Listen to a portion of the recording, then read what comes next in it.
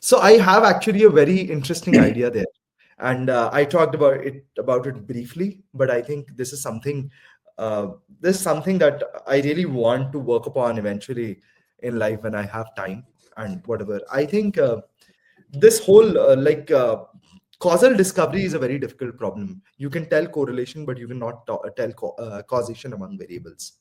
Whereas what I feel that something that the entire scientific and statistical community has missed out is that noise is an amazing, amazing thing to figure out if X causes Y or not.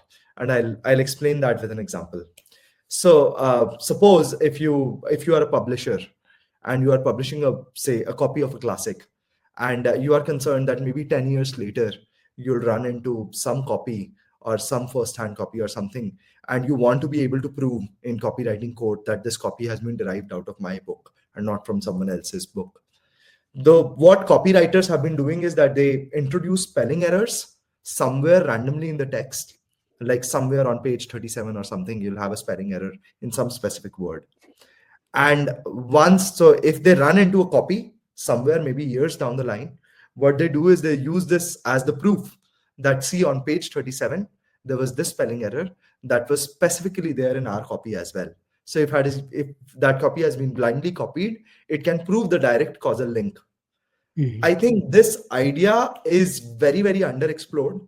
Like, for instance, in experimentation, if I think about it, what I personally feel is that suppose you want to establish if the color of a button, or the, say, for simplicity, if the hue of a button is impacting the conversion rates or not. One very powerful idea that I feel has not yet been tried, which will sort of be easier than experimentation, is like, rather than running an experiment, if you sort of add a random noise to that hue, that Mhm. sporadically for some visitors you add sort of like big blips to the hue or subtractions. And if you try to see that if the same fingerprint where you added this noise can be extracted from the other side as well, did it lead to the exact point where the color hue was high or low?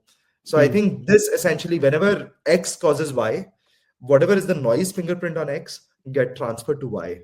And I think this is somewhere I we do need the maths for it also. I worked on it for some time, but not in detail. But I think this is a very underexplored idea, which I really want to crack in the coming years.